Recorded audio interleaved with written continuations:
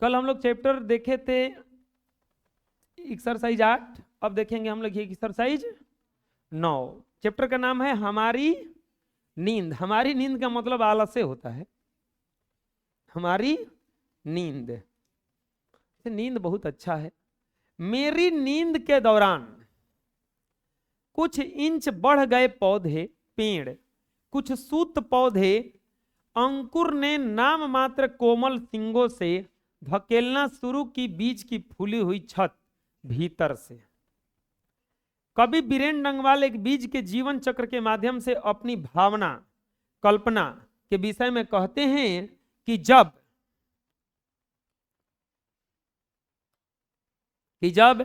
वह अचेतन अवस्था में था तभी भाव रूपी बीज विकसित होने लगा। कवि कहता है कि जिस प्रकार बीज अंकुरित होकर अपनी कोपलों को बाहर निकालने के लिए धकेलना शुरू कर देता है, उसी प्रकार कवि के हृदय में भाव मूर्त प्रदान करने के लिए प्रेरित करने लगा, अर्थात हृदय उफान मचाते काव्य के रूप में परिणत हो गए। मतलब क्या हुआ कि जैसे ही वह अचेतन अवस्था में, अचेतन मतलब बिना चेत के, अचेत नहीं कहते कि एकदम तुमको काम के चेते नहीं खे, तो वो अचेतन अवस्था कहा जाता है। तभी कुछ भाव आया उनके अंदर और वो कुछ कविता कहने के लिए प्रेरणा देने लगा। क्या कह रहे हैं? एक मक्खी का जीवन क्रम पूरा हुआ, कई शिशु पैदा हुए और उनमें से कई तो मारे भी गए। दंगे आगजनी और बमबारी में गरीब बस्तियों में भी धमाके से हुआ देवी जागरण लाउड स्पीकर पर। कवि ने एक मक्खी के माध्यम से दीनहीन लोगों को जीवन दशा के विषय में कहते हैं। उनके बच्चे दीनता के कारण या तो काल में समा जाते हैं या अत्याचारियों के कोप के शिकार होते हैं, लेकिन ये बच्चा गरीब संगठित होकर जब आवाज बुलंद करते हैं, अर्थात उन्हें जब अपने अधिकार का बोध होता है, तब ये अत्याचारी सुविधा भोग कम गयो के विरुद्ध उठ खड़े होते हैं। मतलब क्या कह रहे हैं? मक्खी किसको कहा जाता है? दीनहीन को, गरीबों को मक्खी के भाव से प्रस्तुत किए हैं कि इन लोग का जीवन का कोई वैल्यू नहीं है। एक नेता को कुछ होता है तो तुरंत वहां पे देखे होंगे रोड रुकवा दिया जाता है, एक कितना आदमी मर जाता है, किसी का कोई वैल्यू नहीं है। तो दीनहीन को कहा जा रहा है कि इनके जीवन काल के गाल में कितना समा जाते हैं या अत्याचारी लोग के कोप के शिकार हो जाते हैं। लेकिन जब ये गरीब संगठित हो जाते हैं, जब बोलते हैं कि नहीं ऐसा नहीं होना चाहिए, तब उन अत्याचारी, उन बड़े लोगों का, सुविधा भोगी लोगों के विरुद्ध वो खड़े हो जाते हैं कि तुमको अब ये करने नहीं देंगे।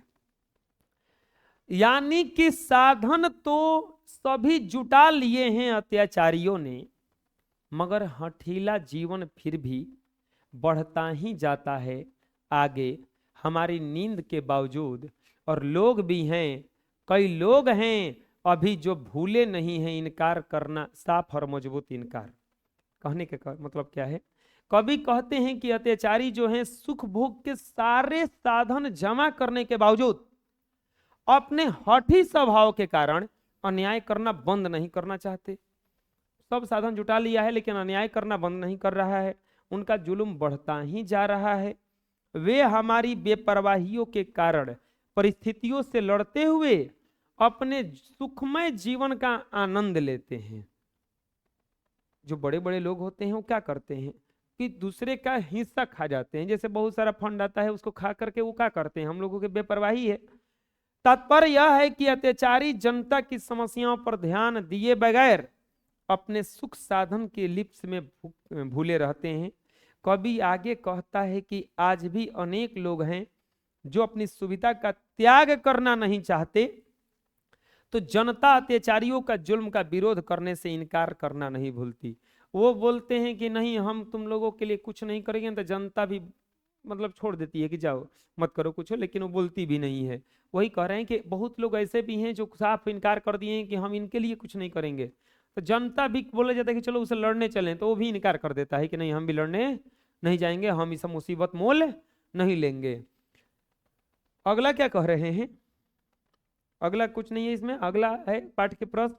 कवि किन अत्याचारियों का और क्यों जिक्र करता है? प्यारे बच्चों, कवि उन अत्याचारियों का जिक्र करता है जो सुविधा भोगी, आराम पसंद जीवन जीने के बावजूद अपनी शोषण प्रवृत्ति का त्याग करना नहीं चाहते।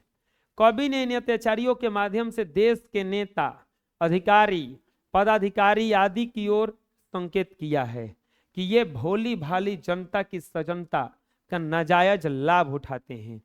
ये किसी भी प्रकार से धनार्जन करके एक दूसरे से आगे निकलने के लिए व्यग्र रहते हैं।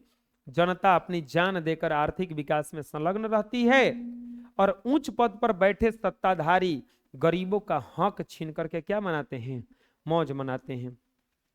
कभी उन अत्याचारियों का जिक्र करता है जो सुविधा भोगी हैं। सुविधा भोगी मतलब आराम से रहने वाले हैं। नेता प्रवृत्ति के अत्याचारियों के माध्यम से नेता, अधिकारी, पदाधिकारी की ओर संकेत किया है कि अधिकारी ही है। ये भोली भाली जनता की सजनता का नाजायज लाभ उठाते हैं। अब चले जाइए बैंक में कुछ काम कराना हो, बड़ी ऐंठता है सब। चाहे चले जाइए आप ऑफिस में आधार कार्ड बनवाने चले ना जाओ, जल्दी साइन नहीं करता है। तो ये क्यों करता है ऐसा? क्योंकि कुछ समझता ही नहीं है, भोली भाली जनता समझता है। तो और जनता क्या करती है? अपनी जान देकर आर्थिक विकास में संलग्न रहती है। उच्च पद पर बैठे सत्ताधारी गरीबों का हक छीन करके क्या करते रहते हैं? मौज मनाते रहते हैं। सड़क बनवाने के लिए पैसा आता है, खा जाता है सब। यहाँ तक कि आंगनबाड़ी में लड़कों का चॉकलेट खा जाता है। लड़कों का चॉकलेट, लड़कों का खिचड़ी, रोगियों का दवाई सब पी जाता है। हमारी नींद कविता के शीर्षक की सार्थकता पर विचार कीजिए कि क्या सार्थकता है इसका। प्यारे बच्चों, कवि ने कविता का शीर्षक हमारी नींद के माध्यम से जनता की अज्ञानता को उजागर करने का प्रयास किया है। कवि का मानना है कि अलग अलग विचार के कारण ही जनता अत्याचारियों के जुल्म का विरोध नहीं करती। आखिर हम लोग विरोध क्यों नहीं करते हैं? क्योंकि बहुतों का काम हो जाता है, बहुतों का काम नहीं होता है, तो सब लोग विरोध किसे करेगा? इस जागृति के लिए कवियों को अपना मौन त्याग कर जनता में नई चेतना का संचार करना चाहिए, क्योंकि अत्याचारी तभी तक अत्याचार करते हैं जब तक उनके गलत कामों का पर्दाफाश नहीं हो जाता। अतः हमारी नींद शीर्षक परिस्थिति के अनुकूल एवं सार्थक है, क्योंकि कवि का उद्देश्य समसामयिक वस्तु स्थिति का चित्रण करना है। कवि क्या करना चाहते हैं? कवि हमारे नींद के माध्यम से दिया है, बताइए कि नींद का मतलब आलस उजागर किया है कि देखो आप ही लोगों का, हम ही लोगों के आलस के कारण ये सब हो रहा है। कवि का मानना है कि हम लोगों में विचार क्या है, बिल्कुल ही अलग अलग है, और अब कवियों को ही आगे आना होगा, उन अत्याचारियों के अत्याचार को दिखाना होगा, तभी कुछ समाज में भला हो सकता है, नहीं तो ये प्रक्रम चलता ही रहेगा। अगला प्रश्न है, कवि गरीब बस्तियों का उल्लेख क्यों करता है? कवि जो है गरीब बस्तियों का उल्लेख क्यों करता है? कवि का कहना है कि गरीब जो होता है भीरू, भीरू मतलब डरपोक, इसी भीरुता के कारण उसने मान लिया है कि गरीब या अमीर होना ईश्वर की कृपा पर निर्भर करता है। बहुत लोग ऐसा होते हैं कि वो मान लिए हैं कि जो अमीर होना है, गरीब होना है, बिल्कुल ईश्वर ही तय कर देते हैं कि इसको अमीर घर में जाना है, किसको गरीब, मतलब वो अमीर होना भी, अमीर और गरीब होना ईश्वर में तय नहीं करता है। ईश्वर ने जिसे अमीर बनाया है वह सौभाग्य का फल है। उसी प्रकार गरीब होना निश्चित है। वे अत्याचारियों के विरोध के बदले देवी का जागरण उत्साह से साथ करते हैं, लेकिन अपने पर अत्याचार ढोने वालों के जुल्म का प्रतिकार नहीं करते। कवि ने गरीब बस्तियों का उल्लेख कर यह स्पष्ट करना चाहा है कि अज्ञानता के अंधकार में डूबा व्यक्ति अपने अधिकार से अनजान होता है, इसी से वह शोषण का शिकार होता है और हर जुल्म को ईश्वर का विधान मान करके सहता रहता है। बहुत लोग होते हैं कि उसका विरोध करते हैं, लेकिन बहुत सारे ऐसे लोग हैं जो उनको लगता है कि नहीं नहीं, ये ईश्वर का ही देन है, ये जो शोषण हो रहा है हम पे, जो कष्ट हो रहा है हमको, ये ईश्वर का ही देन है, ये विधि का विधान है। उनके अनुसार गरीब और अमीर होना भी ईश्वर का विधान है। मौखिक के जीवन क्रम का कवि बीरेन डंगवाल द्वारा उल्लेख किए जाने का क्या आशय है? कविता में कवि द्वारा मौखिक के जीवन क्रम का उदाहरण देकर यह बताने का प्रयास किया गया है कि मौखिक का जीवन क्रम बहुत ही तुच्छ होता है। मौखिक के तरह ही गरीब का भी जीवन बहुत तुच्छ और निकृष्ट होता है। गरीबी में पैदा होने वाले कुछ गरीब या तो अपनी दीनता के कारण समय से पहले दम तोड़ देते हैं, या अत्याचारियों के विरुद्ध आवाज उठाने के कारण दंगों में मारे जाते हैं। या बमबारी अथवा आगजनी में प्राण त्याग देते हैं। कवि के कहने का अभिप्राय यह है कि निरीह जनता ही अत्याचारियों के जुल्म का शिकार अधिक होती है। इनके जीवन का मूल्य मक्खी के समान ही होता है, मक्खी के समान ही होता है। मक्खी का जीवन काल कम होता है। गरीब या तो अपना कुपोषण के कारण मर जाएगा, भोजन के कारण मर जाएगा, नहीं तो शोषण के कारण मरेगा, और नहीं तो दंगा में मर जाएगा, बमबारी में मर जाएगा। मक्खी जैसे मर जाती है और कोई उसका गिनती नहीं करता है। कितने रोज मच्छर मर जाते होंगे रात को, चाहे आदमी ऐसे बैठे बैठे मच्छर मार देता है, वैसे ही गरीबों को कहा है कि कितने लोग गरीब मर जाते हैं, इसका कोई गिनती उनती होता नहीं है। इनकार करना न भूलने वाले कौन हैं? कवि बीरेन डंगवाल का भाव स्पष्ट कीजिए। तो कवि कहता है कि अत्याचारी सुख भोग के सारे साधन जमा करने के बावजूद अपनी हठी स्वभाव के कारण अन्याय करना बंद नहीं करना चाहते और अपना जुल्म बढ़ाते ही चले जाते हैं। वे हमारी बेपरवाहियों के कारण अपने सुखमय जीवन का आनंद लेते हैं। जनता इन अत्याचारियों का विरोध करने से इनकार करना नहीं भूलती। इनकार करने वाले, भूलने वाले कौन नहीं है? तो जनता है। जनता ही तो इसका विरोध नहीं करती है। तो यही कह रहे हैं कि जनता इनका विरोध नहीं करती। जनता जो है ये मान करके चलती है कि जो हो रहा है वो सब सही है। अगला, हमारी कविता के प्रथम अनुच्छेद में कवि एक बिंब की रचना करता है, उसे स्पष्ट कीजिए। बिंब मतलब एक प्रतिबिंब बनाता है। जैसे क्या बनाता है? कवि बीरेन डंगवाल ने मानव जीवन का बिंब खड़ा किया है। क्या? जब मनुष्य सो जाता है उतनी देर में पेड़ कुछ इंच बढ़ जाते हैं। जब सो जाता है, आलस में रहता है, पेड़ में तो वृद्धि होती है। पौधे भी कुछ सूत बढ़ जाते हैं, अंकुर भी अंकुरित होने लगता है। यह नींद, अंकुर, कोमल सिंग, फूला हुआ बीज, छत ही कवि ने बिंब की तरह प्रस्तुत किया है। बिंब मतलब फोटो इसी का ना बन पाएगा कि पौधे जो होते हैं, पेड़ थोड़ा सा बढ़ जाता है, इसके बाद में पौधे थोड़ा सा बढ़ जाते हैं, यहाँ तक कि बीज भी जो होता है वो बढ़ना शुरू कर देता है। इन्हीं सभी को बिंब की तरह, एक फोटो की तरह प्रस्तुत किया है। हमारी नींद कविता में किस प्रकार के जीवन का चित्रण किया गया है? हमारी नींद कविता में जीवन के संघर्ष का चित्रण किया गया है। कविता में कहा गया है कि हमारी नींद जीवन का अवरोधक है। आलस जो है जीवन का क्या है? अवरोधक है। तो जीवन भी हमारी नींद से उत्पन्न बाधाओं का परवाह किए बिना बढ़ता है। आलस जितना कीजिएगा उतना ही होगा, आलस को कम कीजिएगा, बिल्कुल सही सब चलने लगता है। उद्यमी मनुष्य भी अपने जीवन में आगे आने वाले कठिनाइयों से निपटते हुए आगे बढ़ता हुआ अपने मंजिल तक पहुंचता है। जो मेहनती व्यक्ति होता है वो उसका कठिनाई नहीं आता है, कठिनाई बहुत सारा आता है, लेकिन उनसे निपटता हुआ क्या करता है? वो आगे बढ़ता जाता है। वो कठिनाई आता है तो वो रोता नहीं है, हंसता है और हंस करके उसे निपटता है कि चलो तुमसे हम छुटकारा आप कैसे पाएंगे। यानी कि वो कवि कहना चाहते हैं कि जो आलसपूर्ण जीवन है वो कीड़े मकोड़ों की तरह है। कीड़े मकोड़े इन्हें तो खाना नहीं बनाते हैं। मच्छी को आदमी मारता काहे? माछी को काहे मारता है? क्योंकि जैसे हम लोग खाना बनाते हैं वो हमारे खाने पे बैठती है, तो नहीं भगाता है उसको कि भाग, उसी में बेचारी मर जाएगी तो मर जाएगी, तो कोनो फेरो नहीं होता है, चलो मर गई खत्म हो गई। लेकिन आप अगर खुद से मेहनत करके वो कुछ करे तो उसको कोई रोकने वाला नहीं है। हमारी नींद शीर्षक कविता किस कविता संकलन से ली गई है? हमारी नींद शीर्षक जो कविता है दुष्चक्र में स्रष्टा से ली गई है। किससे ली गई है? दुष्चक्र में स्रष्टा। कवि बीरेन डंगवाल के अनुसार देवी जागरण कहाँ हुआ? गरीब बस्ती में ना। तो कवि बीरेन डंगवाल के अनुसार धमासे से देवी जागरण जो हुआ कहाँ हुआ? गरीब बस्तियों में हुआ। कवि का कहना है कि लोग कर्म की जगह भक्ति में लीन नजर आते हैं। जिन्हें अपनी गरीबी दूर करने में संलग्न होना चाहिए वे भक्ति भजन में लगे। कवि इसके माध्यम से भी कहे हैं कि जिन्हें अपना दुख दूर करना है, कष्ट दूर करना है, वो किस काम में लगे हुए हैं? वो पूजा भक्ति में लगे हुए हैं। लौंग, हमारी नींद के बावजूद पंक्ति का सरप्रसंग व्याख्या करें। आप जानबे करते हैं कि इसको लिखने के लिए आपको भूमिका बनाना होगा।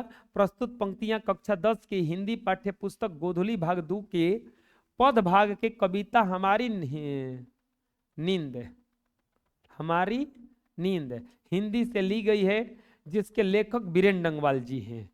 इस अंश में इन्होंने आराम मतलबी लोगों के जीवन के बारे में बताया है। कभी बीरेन डंगवाल कहते हैं कि हमारी नींद के बावजूद भी हमारा जीवन क्रम नहीं रुकता है। आप आलस में रहिएगा तो आपका जीवन क्रम थोड़े ना रुकेगा। समय का चक्र बिना प्रतीक्षा किए हुए अनवरत आगे बढ़ता रहता है। यदि हमारे समाज का कोई व्यक्ति सुविधा भोगी आराम जीवन पसंद करता है, तो कहीं एक पक्ष ऐसा भी होता है जिसका जीवन क्रम और विकास का सिलसिला आगे बढ़ता ही जाता है। व्याख्या करें। गरीब बस्तियों में भी धमाके से देवी जागरण हुआ लाउड स्पीकर पर। तो वही बात फिर से लिखना है कि पंक्तियां कक्षा 10 की हिंदी पाठ्य पुस्तक गोधली भाग 2 के पद कविता हमारी नींद से ली गई है। इसके लेखक बीरेन डंगवाल जी हैं। इस अंश में कवि ने उन लोगों का चित्र खींचा है जो गरीब बस्तियों में जाकर के स्वार्थ सिद्धि के लिए देवी जागरण जैसे महोत्सव का आयोजन करते हैं। कवि कहते हैं कि हमारे समाज में कुछ ऐसे भी स्वार्थपरक लोग हैं जिनके हृदय में गरीबों के प्रति हमदर्दी नहीं है, केवल उनसे समय समय पर झूठे वादे करते हैं। नेता, पूंजीपति, अत्याचारी ये सभी गरीबों की आंतरिक व्यथा से खिलवाड़ कर उनकी व्यवस्था का लाभ उठाते। यही तो होता है हमेशा कि उनको व्यवस्था न करके सही उनके लिए कार्य न करके अब बस कुछ न कुछ दे करके झुझलाता रहता है, आदमी भुलवाता रहता है। बीरेन डंगवाल रचित हमारी नींद कविता का सारांश अपने शब्दों में प्रस्तुत करें। पूरा कविता का सारांश क्या है? जब हम नींद में सोते हैं इसका अर्थ कतई नहीं होता कि सृष्टि का विकास क्रम रुक गया है। आप आलसी बन गए हैं इतनी मत समझिए कि बाकी लोग भी आलसी हैं। हो सकता है मेजर ध्यानचंद क्या कहते थे, वो हॉकी खेलते थे और ध्यानचंद जबरदस्त हॉकी खेलते थे। वो दिन के बदले रात में भी हॉकी खेलते थे। कोई पूछा कि अरे पागल है क्या, दिन के बदले तो दिन में भी दिन भर तो खेलता है, रतियों के काहे खेलता है? खाली उनका जवाब सुनो। वो बोलते हैं हो सकता है हम सोने जाएं और हमसे जिसका टक्कर होने वाला है वो हॉकी खेल रहा हो, तब तो हम उसे पिछड़ जाएंगे ना, पिछड़ जाएंगे। इसीलिए हम डर से खेलते हैं। अब हो सकता है आप बैठे हैं, आप घूम रहे हैं, आप कुछ पढ़ नहीं रहे, हो सकता है कोई उसी टाइम में क्या कर रहा हो, तो उससे तो पीछे हो गए आप। तो यही डर से वो पढ़ते थे, देव खेलते थे। तो ये नहीं होता कि विकास का क्रम रुक गया है। हमारी नींद में भी प्रकृति का विकास क्रम अग्रसर होता है। हम सोने और जागने के बीच हमारे सोने और जागने के बीच पेड़ कुछ इंच बढ़ जाते हैं, पौधों में कुछ सूतों की वृद्धि हो जाती है, अंकुर अपने कोमल लघु लघु सिंगों से भीतर की छत को क्या करना शुरू कर देते हैं, धकेलना शुरू कर देते हैं। हमारी नींद जितने घंटे की होती है उसमें मक्खी का जीवन क्रम पूरा हो जाता है। मक्खी के अनेक शिशु पैदा होते हैं, उनमें से कितने शिशु मृत्यु को भी प्राप्त हो जाते हैं। हमारी नींद में ही गरीब बस्तियों में धमाके से लाउड स्पीकर पर देवी जागरण हो जाता है। हम जग कर भले ही सोचें कि हमारे सोने के क्रम में प्रकृति का सारा विकास रुका हुआ है, पर यह सोचना एकदम सही नहीं होता। जीवन को घेरने, बांधने, रोकने के अनेक प्रयास होते हैं, पर हमारा जीवन हठीला है। इतना रोकने के बावजूद भी अपनी प्रकृति से समझौता नहीं करता, आगे ही बढ़ता जाता है। हमने अधिकांश ऐसे हैं जो बाधाओं का सामना नहीं कर पाते, उनके सामने झुक जाते हैं, पर कुछ ऐसे भी हैं जो भीतर से बहुत मजबूत होते हैं, वे झुकना नहीं जानते। वे स्वीकार अस्वीकार दुष्परिणाम जानते हुए भी बड़े साहस के साथ साफ साफ इनकार के आदी होते हैं। प्रस्तुत कविता जीवन की जय की कविता है। जीवन अवरोधों को नहीं जानता, वो हर अवरोधों को हंसता हुआ पार करता है। उसकी प्रकृति सतत विकास की होती है, उसे रुकना नहीं जानता, वो झुकना नहीं जानता। मतलब अगर हम सोचते हैं कि हमारे नींद के बावजूद सब कुछ रुका हुआ है, तो कुछ भी रुका हुआ रहता नहीं है, सब कुछ चलता रहता है। ठीक है, इस चैप्टर के